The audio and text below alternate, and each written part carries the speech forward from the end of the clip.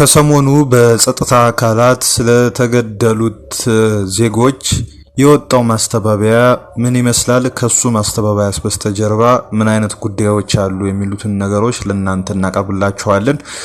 እንደ ወትሮ ሁሉ በደንብ ተከታተሉን፣ ሰብስክራይብ አድርጉን። ሌሎች መረጃዎችም አሉን። አብራችሁን ስለሆናችሁ እናመሰግናለን። ከሰሞኑ በጉራጌ ዞን በጸጥታ አካላት የተገደሉ ዜጎች ነበሩ። እንደምታውቁት እነዚህ ዜጎች ጉዳይ በማህበራዊ ሚዲያ የፈጠረው ተጽዕኖና የፈጠረው የሐሳብ መንሸራሸር ቀላል አይደለም። በርካቶች በዚህ ጉዳይ ዙሪያ ሐዘናቸውን እንዲገልጹ ምክንያት ሆኗል። በጣም የብዙዎችን ልብ የነካ ጉዳይ ሆኖ ነው የተገኘው። እንግዲህ ከዚሁ ጋር በተገናኘ በመንግስት አካላት ዘንድ ምን አይነት እርምጃ ሊወሰድ ይችላል የሚለው ጉዳይ ተጠባቂ ነበረ። ይሄን ድርጊት የፈጸሙት አካላት ወደ ሕግ ይቀርባሉ ወይስ ምን አይነት ሂደት ይኖራል የሚለው አጠያያቂ ነበረ። እንግዲህ በትላንትናው ዕለት በዚህ አሰቃቂ በሆነ ጉዳይ ዙሪያ ምላሽ ሰጥቷል ማለት ነው። ማነው ምላሽ የሰጠው ማለት ነው? የማዕከላዊ ኢትዮጵያ ክልል ማለት ነው። ተመስገን ጌታቸው፣ የታገሱ አሰግደውና ግዛው ግርማ የተባሉ ናቸው የተገደሉት። እነዚህ ዜጎች በአሰቃቂ ሁኔታ ነው የተገደሉት። ከተሳፈሩበት የህዝብ መጓጓዣ መኪና ላይ ፋኖ ናችሁ በሚል ወንጀላ ተገደው እንዲወርዱ ከተደረጉ በኋላ መገደላቸውን እንደምታስታውሱት ነው። ይህን አስመልክቶ የማዕከላዊ ኢትዮጵያ ክልል መግለጫ ሰጥቷል ተብሏል።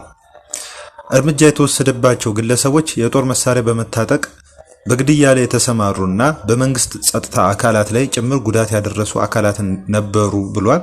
አንደኛ፣ ሁለተኛ በትክክል የተረጋገጠባቸው ሽፍታዎች ናቸው ብሏል። በመሆኑም በቅንጅት በተሰሩ ስራዎች የመንግስትን የሰላም አማራጮች አንቀበልም ባሉ ሽፍቶች ላይ እርምጃ ተወስዶባቸዋል ብለዋል። እንግዲህ የሚዲያዎች የሐሰተኛ መረጃ በማስረጃ ያልተደገፈ እንዲሁም ክልሉን የማይመጥንና የህዝቦችን የእርስ በርስ አንድነትን የሚሸረሽር ነው ብለዋል። መንግስት የህዝብን ሰላምና ደህንነት ለማረጋገጥ የሚወስደው እርምጃ ብሔር ተለይቶ የሚወሰድ እርምጃ ተብሎ በሐሰተኛ ሚዲያዎች የሚሰራጨው መረጃ ከእውነት የራቀ ነው ብለዋል።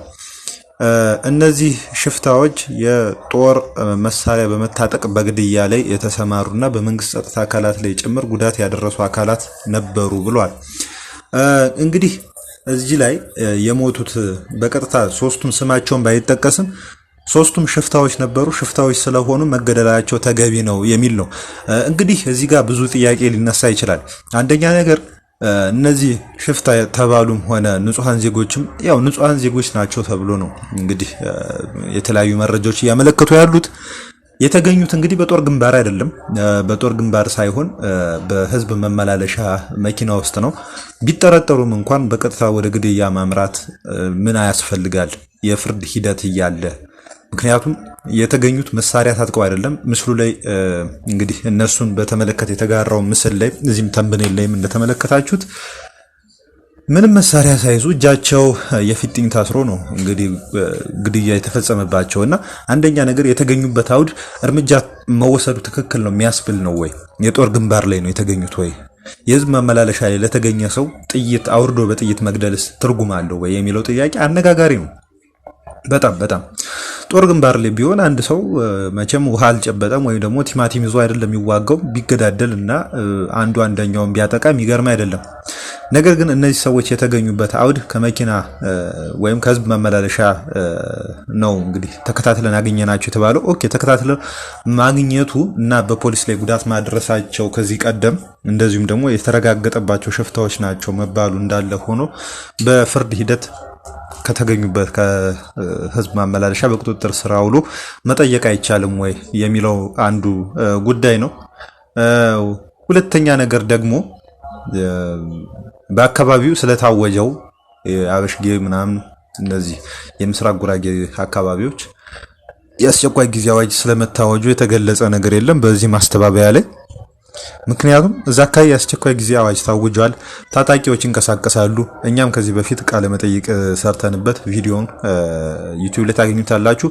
በጣም አሳሳቢ መሆኑን የተረዳንበት አካባቢ ነውና አካባቢው እንደዚህ አይነት ለጸጥታ ስጋት አሳሳቢ መሆኑ እየታወቀ እንግዲህ ታጣቂዎቹ ላይ ወይም ታጣቂ ነን ብለው በሚንቀሳቀሱት አካላት ላይ ከሚወሰደው እርምጃ እኩል ይሄ የአስቸኳይ ጊዜ አዋጅ ከለላ ሆኖ በእነዚህ ዜጎች ላይ ተግባራዊ መደረጉ ከሰብአዊ መብት አንጻርስ ምን ይመስላል የሚለውም መታየት አለበት። የሰብአዊ መብት ጉዳይም በስቴት ኦፍ ኢመርጀንሲ ወይም በኤስኦኢ ውስጥ የሚታሰብ ነው።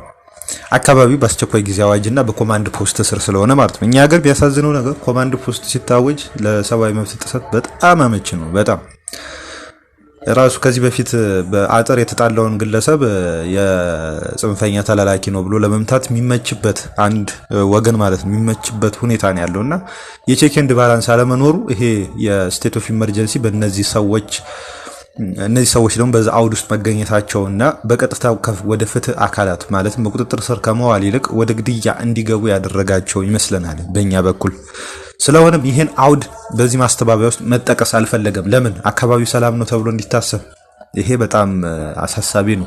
ምክንያቱም እዛ አካባቢ ወደ አበሽጌ ወደ አጠቃላይ ወደ ምስራቅ ጉራጌ ዞን አካባቢዎች የታጣቂ እንቅስቃሴና በሰላም ወጦ የመግባት ሁኔታ አሳሳቢ በሆነበት በዚህ ወቅት ይህንን አውድ አለመጥቀስና አካባቢው ሰላም እንደሆነ ማስመሰል እንዲሁም ደግሞ እነሱም የተገደሉበት አውድም ከዚህ በፊት በፖሊሶች ላይ ጥቃት ስለፈጸሙ ሽፍቶች የተረጋገጠባቸው ነው የሚለው። በምን መልኩ ተረጋገጠ የሚለውም ራሱ ግልጽ አይደለም። ፍርድ ቤት ሳይቀርብ አንድ ሰው ዝም ብሎ በጥርጣሬ ተረጋገጠበት ተብሎ የሚገደልበት ሁኔታ ካለ ያለው ሁኔታ አስቸጋሪ ነው የሚሆነው። እናም ማስተባበያው ራሱን ማስተባበል አልቻለም የሚያስብል ነገር ነው ያለውና ጉዳዩን ጨመቅ ስናደርገው ሌሎች በርካታ መረጃዎች ስላሉ አንደኛ ነገር እነዚህ አካላት ሽፍቶች ናቸው ተብሎ ቢጠረጠሩም እንኳን ሶስቱም ዜጎች ማለት ነው ቢጠረጠሩም እንኳን ወደ ፍትህ አካል መውሰድ ሲገባ መግደሉ ጀስቲፋይ የተደረገበት መንገድ እጅግ በጣም ደካማ ዊክ የሆነ ሎጂካል ያልሆነ ሳውንድድ ያልሆነ ሎጂክ ወይም አናሎጂ ተጠቅመው ነው እንግዲህ ለማስተባበል የሞከሩት። ይሄም ብዙዎች የሚያሳምን አይደለም። ሲቀጥልም ደግሞ ሰዎቹ የተያዙበት አግባብ ከህዝብ ማመላለሻ ተሽከርካሪ ከዶልፊን ነው የተያዙት እንጂ ከጦር ግንባር አይደለም የተያዙት። በእጃቸው መሳሪያ ስላለመኖሩ አንዱ ማረጋገጫ ፎቶ ላይ የፊት ጢም ታስሮ ሶስቱ መታየታቸው ነው። መሳሪያ ቢኖርማ ተኩሰው ወይ ይገላሉ ወይ ይገደላሉ። እናም ማስተባበያው ራሱን በራሱ ማስተባበል ያልቻለ ነው። ነገር ግን ከዚህ ባለፈ ደግሞ አንድ የታሰበ ነገር እንዳለ መሰረት ሚዲያ ዘግቧል።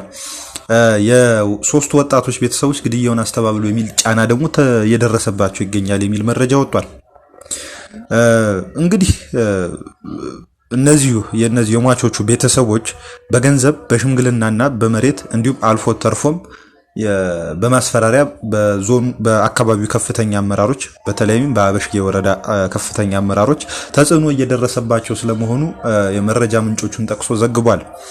ገዳዮች የሟች ቤተሰቦችን በገንዘብ በሽምግልናና እንዲሁም በመሬት ስጦታ እያባበሉ ይገኛሉ። ከዚህም በተጨማሪ ጥፋተኞቹ በሕግ ከተጠየቁ በህይወት መኖር እንደማይችሉ ቤተሰቦችን ያስፈራሯቸው ነው ሲሉ ከአካባቢው የተገኙ መረጃዎች አመልክተዋል። በተለይም ለሟች ቤተሰቦች የሞቱበትን ምክንያት አናውቅም፣ መንግስት አልገደላቸውም በሉ፣ አሊያ ግን እኛ ከታሰርን እናንተው ትሞቷታላችሁ በሚያለት ቀጥተኛና ከባድ የሞት ዛቻ እያቀረቡባቸው እንደሆነ የመሰረት ሚዲያ ምንጮች አመልክተዋል። ድርጊቱ እጅግ ዘግናኝ እንደነበረ የሚገልጹት መረጃዎች እንግዲህ እነዚህ ዜጎች ከመኪና ከወረዱ በኋላ እጆቻቸውን ወደ ኋላ በገመድ በማሰር አሰቃቂ እንግልት ተፈጽሞባቸዋል። በመጨረሻም ጭንቅላታቸውን በጥይት በመምታት ነው በግፍ የተረሸኑት ተብሏል። እናም ተጽዕኖ እየደረሰባቸው ስለመሆኑ ነው እንግዲህ የተመላከተው። የቅድሙ ማስተባበያ የሰጡት እንግዲህ አቶ ተመስገን ካሳ ይባላሉ። የማዕከላዊ ኢትዮጵያ ክልል ሰላምና ጸጥታ ቢሮ ኃላፊ ማለት ነው።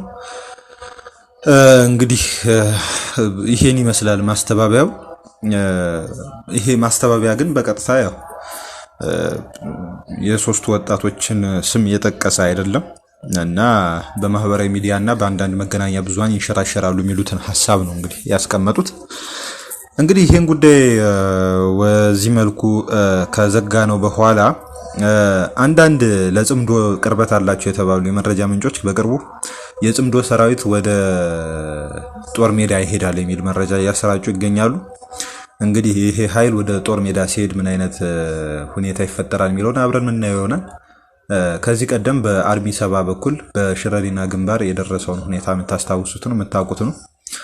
አሁንም ይሄኛው ኃይል የውጊያ እንቅስቃሴ ውስጥ ከገባ ምን አይነት ሪፕሮክሪኤሽን ወይም ደግሞ የጎንዮሽ ወይም የራሱ ላይ ጉዳት ይደርሳል ወይስ ጉዳት ያደርሳል የሚለውን አብረን የምናየው ይሆናል። ሌላ ግን አንድ ሰፋ ያለ መረጃ አለ። የአብዱልፈታህ አልቡርሃን የሱዳን አርመድ ፎርስስ ወይም የእርሳቸው ጦር በሜጀር ጀነራል እስማኤል አልጣይብ የሚመራው 4ኛው ክፍለ ጦር 13ኛው ብርጌድ እና የህወሓት አርሚ 70 የተወሰኑ ታጣቂዎች በአርኤስኤፍ ከበባ ውስጥ ትላንትና ዕለት ገብተው ነበር ተብሏል። በኢትዮጵያና በሱዳን አዋሳኝ የድንበር አቅራቢያ የሚገኙት ስትራቴጂካዊ ከተሞች ኩርሙሩክና ጌሳን ከባድ ወታደራዊ ፍልሚያ እያስተናገዱ እንደሚገኙ የመረጃ ምንጮች ገልጸዋል። ባለፈው ሰኔ ወር በጀነራል አብዱልፈታህ አልቡርሃን የሚመራው የሱዳን መደበኛ ጦር ወይም ደግሞ ሱዳን አርመድ ፎርስስ ሳፍ ከህወሓት አርሚ 7 ታጣቂዎች ጋር በመሆን ኩርሙሩክ ከተማን ሙሉ በሙሉ ተቆጣጥሮ እንደነበር የሚታወስ ነው። ሆኖም የሱዳን ፈጥኖ ደራሽ ኃይሎችና የሱዳን ህዝቦች ነጻነት ንቅናቄ ወይም ኤስፒኤልኤም ኖርዝ አልሂሉ ጥምረት ባካሄዱት መጠነ ሰፊ መልሶ ማጥቃት በኩምሩክ የሚገኘውን የሱዳን ጦርና አጋሮችን ሙሉ በሙሉ በከበባ ውስጥ አስገብተዋል ተብሏል። እንደ ሱዳን ሚዲያዎች ዘገባ ከሆነ የአካባቢውን ወታደራዊ እንቅስቃሴ የሚቀይሩ ዋና ዋና ክስተቶች ተመዝግበዋል ብለዋል። የአርኤስኤፍ እና የኤስፒኤልኤምኤን ታጣቂዎች በብሉ ናይል ግዛት የምትገኘውን ስትራቴጂካዊ የቀይሳን ከተማን ተቆጣጥረዋል። እንግዲህ ታጣቂዎቹ ከኢትዮጵያ አሶሳ አቅራቢያ በሚገኙ የድንበር መስመሮች በመንቀሳቀስ በርካታ ቁልፍ ቦታዎችን ተቆጣጥረዋል ተብሏል። ይህም ለኃይሎቹ የመልሶ መደራጀትና የሎጂስቲክስ አቅርቦት የማግኘት ከፍተኛ እድልን ፈጥሮላቸዋል ተብሏል። እንግዲህ እስካሁኑ ሰዓት ድረስ በኩምሩክ የሚገኘው የሱዳን ብሔራዊ ጦርና አጋሮቹ የህወሓት ታጣቂዎች ከበባውን ለመስበርና የተያዙ ቦታዎችን ለማስመለስ ከባድ የተኩስ ልውውጥ እያደረጉ እንደሚገኙ ነው የተመላከተው። እንግዲህ የሱዳን የእርስ በርስ ጦርነት ለኢትዮጵያ ብሎም ለቀጠናው የፈጠረው ተጽዕኖ እንግዲህ እንደምትመለከቱት ነው። የኢትዮጵያን የድንበር አልፎ አርኤስኤፍም ቤዝ ይዟል መባሉ ኢትዮጵያን ስጋት ውስጥ እንደከተታት ያው የሚታወቅ ነው። እንዲያውም በዚህ ዙሪያ ክስ ቀርቧል ማለት ነው። የሱዳን ሰራዊት አንድ ለኤኤፍፒ እንደተናገረው ከሆነ ጥቃቱ የተሰነዘረው ከኢትዮጵያ ግዛት ውስጥ ነው ብሏል። የዓለም አቀፉ ስደተኞች ድርጅት ደግሞ ይህ ግጭት አዲስ መፈናቀልን አስከትሏል፣ በዚህም 2500 ሰዎች ከቄሳን ተፈናቅለዋል ብሏል። እንግዲህ የተባበሩት መንግስታት ድርጅት ኤጀንሲ የስደተኞች ሁኔታ የሚከታተለው ቡድኑ የደህንነት ሁኔታው በማሽቆልቆሉ ምክንያት 500 አባወራዎች ተፈናቅለዋል ብለዋል። እንግዲህ በተለያዩ መልኩ ይሄ ውጊያው እየተጠናከረ እንደሆነ ተመላክቷል። ስማቸው እንዳይጠቀስ የጠየቁ የሱዳን ወታደራዊ ምንጭ ከሱዳን መንግስት ጎን የተሰለፉ ኃይሎች ጥቃት አድራሾቹን እየተዋጉ እንደሚገኙና ከፍተኛ ጉዳት እንደደረሰባቸው ለአጃንስ ፍራንስ ፕሬስ አስታውቀዋል። ምንጩ ማክሎን ጥቃቱ የተሰነዘረው ከኢትዮጵያ ግዛት ውስጥ ነው ብለዋል። ለቀረበው ክስ ከኢትዮጵያ ባለስልጣናት በኩል እስካሁን የተሰጠ ምላሽ የለም። በተደጋጋሚ በኢትዮጵያ መንግስት ላይ የሱዳን መንግስት አርኤስኤፍን ወይም የፈጥኖ ደራሽ ኃይሎችን በሐምዳን ዳጋሎ ወይም በሄሜቲ የሚመራውን ኃይል እየደገፈ ይገኛል። ቤዝም ሰጥቷል። አሶሳም እንደዚሁ ቤንሻንጉል ጉሙዝ ውስጥ ወታደራዊ ካምፕ ሰጥቶ እያንቀሳቀሰ ይገኛል። ሕክምናም የአርኤስኤፍ ወታደሮች ቢቆስሉ እንኳን ሕክምና እያገኙ ያሉት በኢትዮጵያ ግዛት ውስጥ ነው የሚል አይነት ትችት ወይም ደግሞ ሐሳብ እያቀረበ ነው።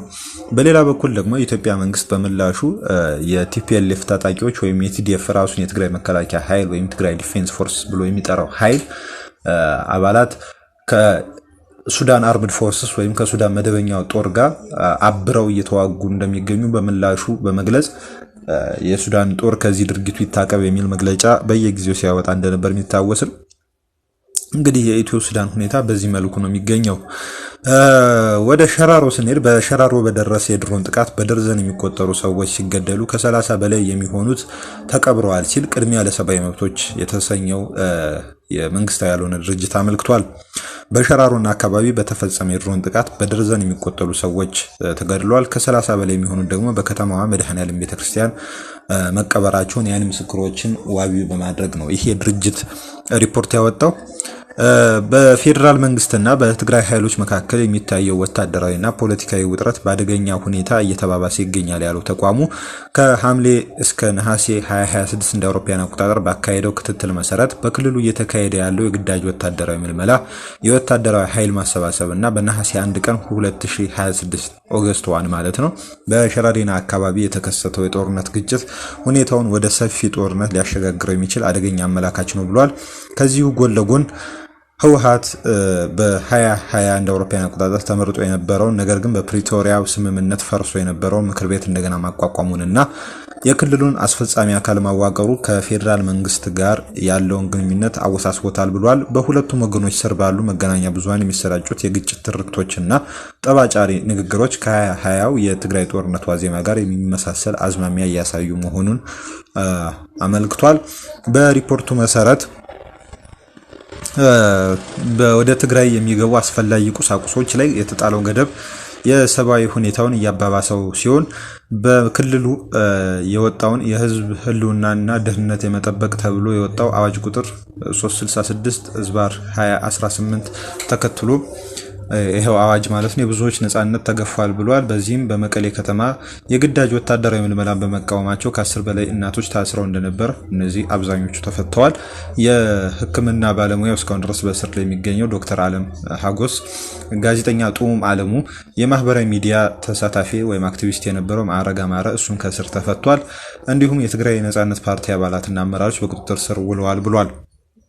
እንግዲህ ይሄው ድርጅት ባቀረበው ምክረ ሀሳብ መሰረት የትግራይ ክልል ባለስልጣናትና የፌዴራል መንግስት ከፍተኛ አመራሮች በሰላማዊ መንገድ አስተያየታቸውን በመግለጻቸው ብቻ ያሰሯቸውን ጋዜጠኞች፣ ምሁራንና ዜጎች በአስቸኳይ እንዲፈቱ፣ የታሰሩ ሰዎች በ48 ሰዓት ውስጥ በፍርድ ቤት እንዲቀርቡና የፍትሃዊ ሂደት መብታቸው እንዲረጋገጥ ጠይቋል። ሁለቱም ወገኖች ከጦርነት ቅስቀሳ ተቆጥበው ችግሮቻቸውን በሰላማዊ መንገድ እንዲፈቱ ነው ጥሪ ያቀረበው። የአፍሪካ ህብረት፣ የአውሮፓ ህብረትና አሜሪካና ሌሎች አካላት የዲፕሎማሲ ጥረታቸውን በማጠናከር አገሪቱ ወደ አዲስ ደም አፋሳሽ ግጭት እንዳትመለስ የቅድመ ግጭት መከላከል ስራ እንዲሰሩ ነው ጥሪ ያቀረበው። ይሄ ጥሪ እንግዲህ በተደጋጋሚ እየቀረበ ነው። ነገር ግን ከሁለቱም ወገን ሰሚ አላገኘም። እንግዲህ መጨረሻው ምን ይሆናል የሚለውን ጉዳይ አብረን የምናየው ይሆናል። ወደ ሀራ መሬት እንሄዳለን ማለት ነው። እንግዲህ ሀራ መሬት ተብሎ በትግራይ የሰላም ኃይል ውስጥ የሚንቀሳቀሱ ታጣቂዎች አሉ። ሀራ መሬት ማለት የሚገኙበት አካባቢ ነው። በአፋር እና በትግራይ አዋሳኝ አካባቢዎች ወደ አብዓላ አካባቢና በምዕራብ ትግራይ በኩል አካባቢዎችም እንደዚሁ እየተንቀሳቀሱ እንደሆነ ይነገራል። በደቡባዊ ትግራይም አልፎ አልፎ በአፋር በኩል እየተንቀሳቀሱ ደቡባዊ ትግራይና አፋርን በሚያዋስኑ አካባቢዎች እየተንቀሳቀሱ እንደሚገኙ ነው የሚነገረውና በትላንትናው ዕለት ጠንካራ የሆነ ተቃውሞ አቅርቧል። በማል ላይ በትግራይ የሰላምና የለውጥ ምክር ቤት ላይ ማለት ነው። የዚሁ የደቡባዊ ትግራይ ኃይል ከፍተኛ አመራሮች የሆኑት ወታደራዊ አዛዦች የትግራይ ሰላምና የለውጥ ምክር ቤት ላይ ባቀረቡት ትችት በምክር ቤቱ አመሰራረትና የተወካዮች መረጣ ሂደት ላይ ከፍተኛ ግልጽነት ማነስ፣ የፖለቲካ መገለልና የአካሄድ ጉድለቶች መኖራቸውን በመጥቀስ የተቃውሞ ድምጻቸውን አሰምተዋል። አመራሮቹ የፕሪቶሪያ ውል ከተፈረመ በኋላ በትግራይ የተቋቋመው ጊዜያዊ አስተዳደር ለተሰጡት ተልእኮች መክሸፍ ምክንያት በክልሉ ያለው ዘረኛ ቡድን ሲል በጠቀሰው ህወሓት ስልጣኑ ለፈጸማቸው ጥፋቶች መሸፈኛ ለማድረግ በመሞከሩ እንደሆነ ገልጾ ይህ ቡድን የታጠቁ ኃይሎችን በመጠቀም 2 ጊዜ መንግስታዊ ግልበጣ ማካሄዱንና ክልሉን ወደ ዳግም እልቂት ማስገባቱን መግለጫው አመልክቷል። የደቡብ ትግራይ ከፍተኛ አመራሮች የነበሩ ወጣቶች ህዝቡና የታጠቀው ኃይል ከጊዜያዊ አስተዳደሩ መፍረስ በኋላ ለ9 ወራት ያክል በሰላማዊ መንገድ ለለውጥ ሲታገሉ ቆይተናል። በአሁኑ ወቅትም በበረሃ በአፋርና በዶጎዓ አካባቢ ይዞታቸውን አጠናክረው መስዋዕትነት እየከፈልን እንገኛለን ብለዋል። አመራሮቹ የምክር ቤቱን አስፈላጊነት ሙሉ በሙሉ የሚደግፉ ቢሆንም የምክር ቤቱ መመስረቻ ሰነዶች፣ ማኒፌስቶና አሰራሮች ለታችኛው የትግራይ ህዝብና በበረሃ ለሚታገለው አካል ለውይይት አልቀረቡም ብለዋል። በተጨማሪም የአዲስ አበባው መድረክ በበረሃ የሚታገሉትን ወደ ጎን ያገለለና መላዋ ትግራይ አዲስ አበባ ውስጥ ያለች ያህል የሚያስቆጥር የተሳሳተ አካሄድ እየተከተለ ነው ተብሏል። አካታችነት በሚል ሽፋን የለውጥ አጀንዳ የሌላቸው፣ ለትግሉ አስተዋጽኦ ያላደረጉ፣ ለግል ጥቅማቸው የቆሙና የትግራይን ህዝብ የለውጥ እንቅስቃሴ እውቅና የማይሰጡ አካላት በተወካይነት መካተታቸው የተቃወሙትን አካላት ተስፋ የሚያስቆርጥና ወደፊት በሚመሰረተው ስርዓት ላይ መሰናክል የሚፈጥር ነው ሲሉ ኮንነዋል። በበረሃ የሚገኘውን አመራር ወጣትና ታጋይ መሬት ላይ ያለው እውነታ ከግምት ውስጥ ያላስገባ አካሄድ ነገ የራሱ የሆነ ከባድ የሆነ ቅርቃር ውስጥ ሊያስገባና የተለያዩ መጥፎ ሁኔታዎችን ሊያስከትል እንደሚችል አስጠንቅቀው በመጨረሻም እነዚህ በለውጥ ደጋፊዎች በተባሉት መካከል መከፋፈልን የሚያመጡና ለወደፊት ለውጥ እንቅፋት የሚሆኑ ችግሮች በአስቸኳይ እንዲታረሙ እንዲሁም ከተለመደው ሴራ አካሄድ ተወጥቶ ህዝቡን የሚታደግ እውነተኛ ለውጥ መስመር እንዲያዝ ጥሪ እናቀርባለን ብለዋል። እንግዲህ በዚህ ምክር ቤት ላይ ተቃውሞ ሲቀርብ ይሄ የመጀመሪያ አይደለም። ከዚህ ቀደምም እንደዚሁ ተመሳሳይ ተቃውሞዎች እየተነሱበት ነበረ። እንግዲህ ይሄው ምክር ቤት ምን አይነት ምላሽ ይሰጣል የሚለውን አብረን የምናየው ይሆናል። በሌላ በኩል ደግሞ በትግራይ 1977ቱን አስከፊ ድርቅ ጋር የሚቀራረብ ከባድ የድርቅ አደጋ ተከስቷል ተብሏል። በትግራይ ክልል ከዚህ ቀደም ታይቶ በማይታወቅ ሁኔታ ከ1977 ዓ.ም አስከፊ ድርቅ ጋር የሚመሳሰል ከባድ የተፈጥሮ አደጋ መከሰቱን የትግራይ የግብርናና የተፈጥሮ ሀብት ቢሮ መግለጫ ወጥቷል። ቢሮው ወቅታዊውን የክረምት ሁኔታ አስመልክቶ በዛሬው ዕለት ለጋዜጠኞች በሰጠው መግለጫ ዘንድሮ በጣለው አነስተኛ ዝናብ ምክንያት አርሶ አደሩ መሬቱን ሳይዘራ ለመተው ተገዷል ብሏል። በ23 ወረዳዎች አነስተኛ ዝናብ፣ በ19 ወረዳዎች መካከለኛ እንዲሁም በ13 ወረዳዎች የተሻለ ዝናብ ተመዝግቧል ያለው ቢሮ በዞን ደረጃ የምስራቅ ትግራይ ወረዳዎች በድርቁ በከፍተኛ ሁኔታ ተጎድተዋል ብሏል። ደቡብ ትግራይ በሁለተኛና ማዕከላዊ ትግራይ በሶስተኛ ደረጃ ተጠቅተዋል ብሏል። በተለይም ኢሮብ፣ ጣንቋ፣ አበርገለ፣ የጭላ፣ ራያ ዘቦ፣ ጨርጨር፣ ራማና እገላ ወረዳዎች በዋናነት በዚሁ ድርቅ ምክንያት ተጎድተዋል። ከድርቁ በተጨማሪ ተባይ አደጋ፣ በረዶ የተቀላቀለበት ዝናብና ጎርፍ ተጨማሪ ውድመትን ነው ያስከተሉት። በ24 ወረዳዎች በሚገኙ የእንስሳት ሀብት ላይ አደጋ የደረሰ ሲሆን የ78000 አርሶ አደሮች እንስሳት ለአደጋ ተጋልጠዋል ነው ያለው። 182100 በጎችና ፍየሎች በድርቁ ሲጎዱ 1172 እንስሳት በበሽታ ተይዘዋል። ከነዚህም ውስጥ 74 እንስሳት ህይወታቸው አልፏል ብሏል። ቢሮው ችግሩን ለመቋቋም ኃላፊነቱን ለግብርና ቢሮ ብቻ ሳይተው በሁሉም ወገን እንዲረባረብ ጥሪ አቅርቧል። በተለይም ባለሀብቶች፣ በጎ አድራጊዎችና ሌሎች በማህበራዊ ሚዲያ በስፋት የሚንቀሳቀሱ አካላት እርዳታቸውን እንዲያጠናክሩ ህብረተሰቡ እንግዲህ እርስ በርስ እንዲረዳዳ እንዲሁ ጥሪ ቀርቧል።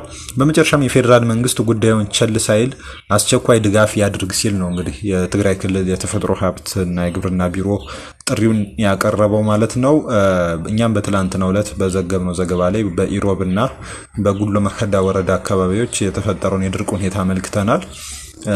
እንግዲህ ምን አይነት እርምጃ ይወሰዳል የሚለውን አብረን እናያለን ማለት ነው። በሌላ በኩል የወጣት ዘውዱ ሀፍቱ ጉዳይ በዛሬው ዕለት መግለጫ ተሰጥቶበታል። በሟች ዘውዱ ሀፍቱ የክስ መዝገብ ላይ የመቀለ ከተማ አቃቤ ሕግ ይግባኝ ማለቱን አስታውቋል።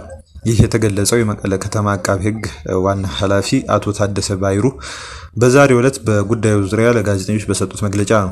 በመግለጫቸውም ቀደም ሲል የመቀለ ከተማ ማዕከላዊ ፍርድ ቤት በዘውዱ ሀፍቱ መዝገብ ላይ ውሳኔ ሰጥቶ በጽኑ ዕድሜ ልክ እስራት ተከሳሾቹን መቅጣቱን አስታውሰዋል። ሆኖም ተከሳሾቹ ለትግራይ ክልል ሰበር ሰሚ ችሎት ባቀረቡት ይግባኝ የመቀለ ከተማ ማዕከላዊ ፍርድ ቤት በነፃ እንዲሰናበቱ መወሰኑን ተናግረዋል። ኃላፊው አክለውም የመቀለ ከተማ ማዕከላዊ ፍርድ ቤት ይህንን ውሳኔ እንደማይቀበለውና ለትግራይ ክልል ጠቅላይ ፍርድ ቤት ይግባኝ ማለታቸውን ገልጸዋል። መዝገቡን የተከታተሉት አቃቢያነ ሕግ በበኩላቸው ውሳኔው አግባብ እንዳልሆነና የፍርድ ቤቱ ውሳኔ በ2-1 ድምፅ የተወሰነ መሆኑን ጠቁመዋል። በተጨማሪም ከሰበር ችሎት ነጥብ ተይዞበት የተመለሰው መዝገብ ነፃ የሚያወጣ ምንም አይነት ተጨማሪ ማስረጃ ያልቀረበበት በመሆኑ ለሚመለከተው አካል ይግባኝ መባሉን አስረድተዋል። በማህበራዊ ሚዲያ ማስረጃ ጠፍቷል ተብሎ የሚሰራጨው ወሬ ከእውነት የራቀና ሐሰት መሆኑም አረጋግጠናል ሲሉ ነው እንግዲህ አቃቢያነ ሕጉ ያመለከቱት። መጨረሻ የዛሬ 1 ዓመት የተሰወረ አንድ ባለሙያ ነበረ። መቀለ ከተማ ውስጥ ነው። ለስራ በወጣበት ወቅት የተሰወረ የካሜራ ባለሙያ ነው። እንግዲህ ፊሊሞን ይባላል። ከጠፋ 1 ዓመት በላይ ሆኖታል። ደብዘው የት እንደደረሰ አልታወቀም።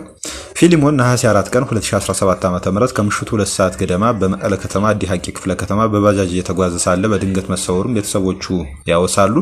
ከዚያን ጊዜ ጀምሮ የት እንዳለና ምን እንደደረሰበት የሚያሳይ የተረጋገጠ መረጃ እስካሁን አልተገኘም። ቤተሰቡ እንደሚለው በጉዳዩ ላይ አዲስ የምርመራ ውጤት አልተገኘም። ፊሊሞን የሁለት ህፃናት አባት ሲሆን ባለቤቱ ወይዘሮ ገነት እዝራ ባለቤቷ ከጠፋበት ዕለት ጀምሮ ለጥየቃ ወደ ፖሊስ በተደጋጋሚ እንደምትሄድ ተናግራለች።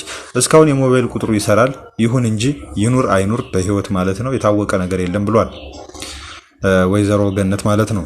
ቤተሰቡ ከፖሊስና ከሌሎች የጸጥታ አካላት የተሻለ ምርመራና ግልጽ መረጃ እንደሚጠብቅ ገልጿል። ወይዘሮ ገነት በተለይም የክልልና የፌዴራል የጸጥታ አካላት ጉዳዩን በበቂ ሁኔታ መመርመራቸውን አለመረዳቷን ትናገራለች። እኔና ልጆቼ ጭንቀትና ሐዘን ጸንቶብናል፣ ባካችሁ እውነቱን ንገሩንና እርማችንን እናውጣ ስትል ተማጽናለች። ቤተሰቡ እንደሚለው ወደ ፖሊስ በየጊዜው ቢመላለስም አዲስ ነገር የለም ከሚል መረጃ የዘለለ ተጨማሪ የተጨበጠ መረጃ አልተሰጠም።